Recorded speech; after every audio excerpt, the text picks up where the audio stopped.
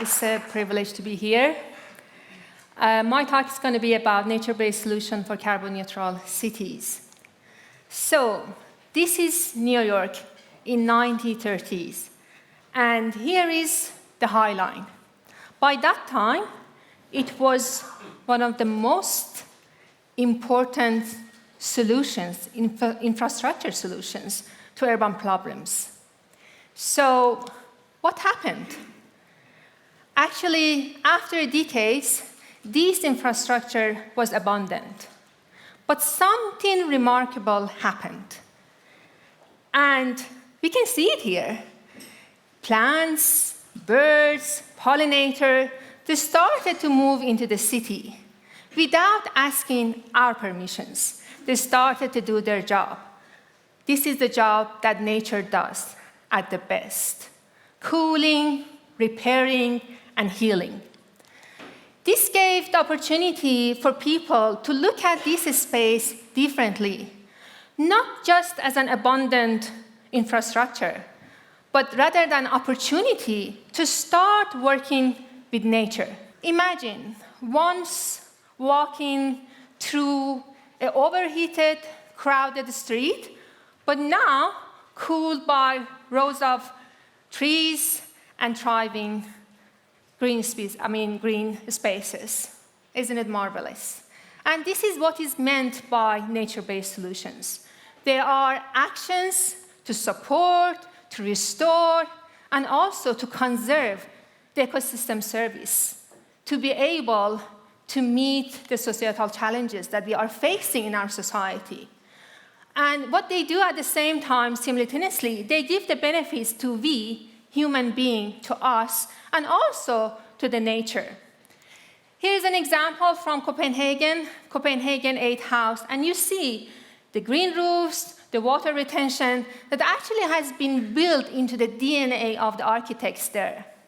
Another example is from Madrid Rio project, that actually what they did there, they transformed the highway that they had it there to a 120-hectare park. Why? Because they wanted to reconnect with nature, to reconnect with also communities. So we know that nature-based solutions, they are there to make our cities more livable, more resilient, and also more human. And cities worldwide are also using these solutions, but something is lacking there. And this is the big question. They don't know how and where they should put these solutions to be able to reduce the source of climate change, greenhouse gas emissions. So we put the main question in this work to be able to answer, can nature-based solutions truly reduce carbon emissions at the city scale or not? And we started the work, and it was a joint effort between different scientists, and I have the privilege to be there, to be here as a representative of all of them. So we started by helping and working with cities to be able, as we say, to unlock the potential of the nature-based solutions, to not just make the cities greener, more livable, and more environment-friendly, but also to achieve carbon neutrality, which is one of the missions, actually, we have it at the EU, and stay within the planetary boundaries, which is also important for us. And in this case, we have been looking at the climate change, land system change, and also biochemical flows.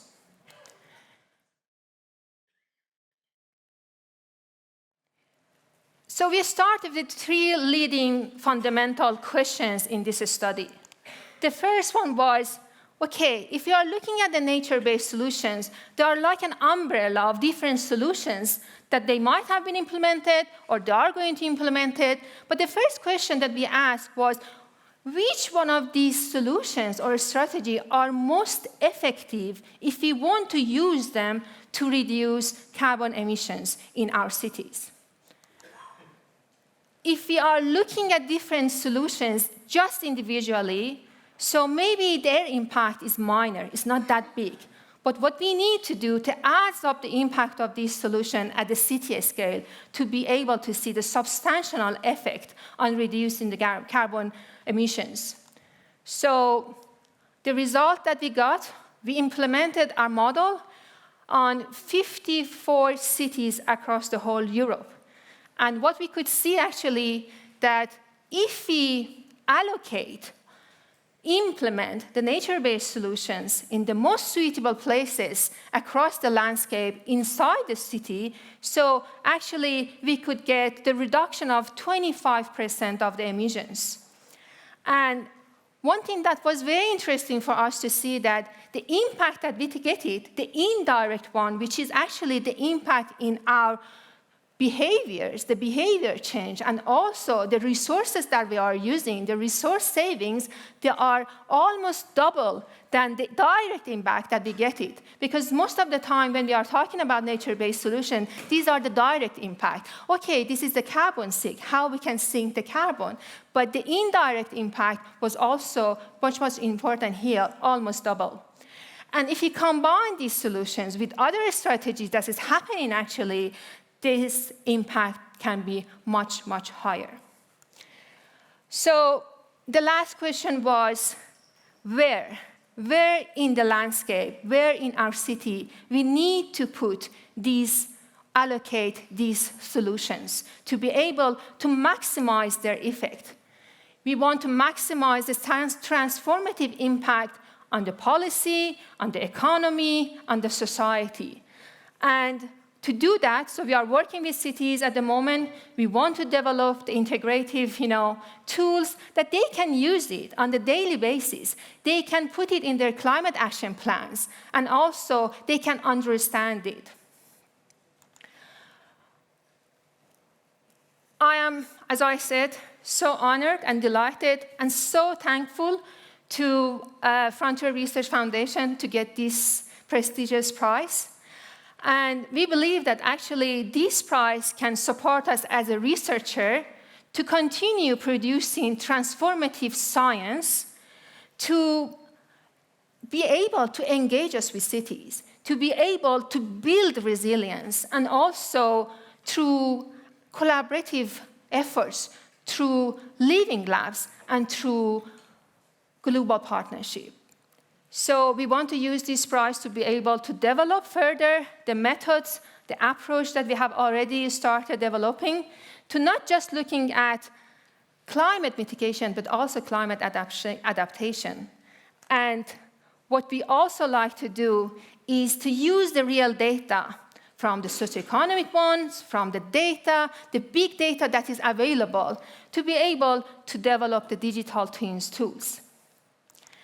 And lastly, but not the least, what is important to know that we believe that these solutions are not the only solutions for us to meet carbon neutrality and meet net zero cities. So we have to combine them, we have to collaborate, we have to do cross-sectoral collaboration.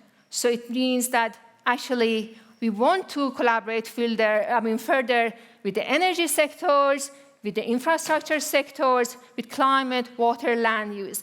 This is the interdisciplinary efforts that we need to do it. And I am so grateful that this prize will give us the visibility, the credibility actually to do this, to get our voice heard among the stakeholders, decision makers, and planners. So you have heard, we believe that we have now analyzed the potential of different solutions to reduce carbon emissions, and this has been done through a huge collaborative work between different institutes in Sweden, between KTH, between Resilience Center, between Stockholm University, and also our international collaborations with Asia and with North America. But now it's time to realize, and we believe that if we want to do something for our future, we learned it this morning, all the talks, If you want to do something for future, actually, we have to start today. We don't have time. So this is my message. Let's build cities that can breathe, that can adapt, and can inspire us. Thank you so much for this opportunity.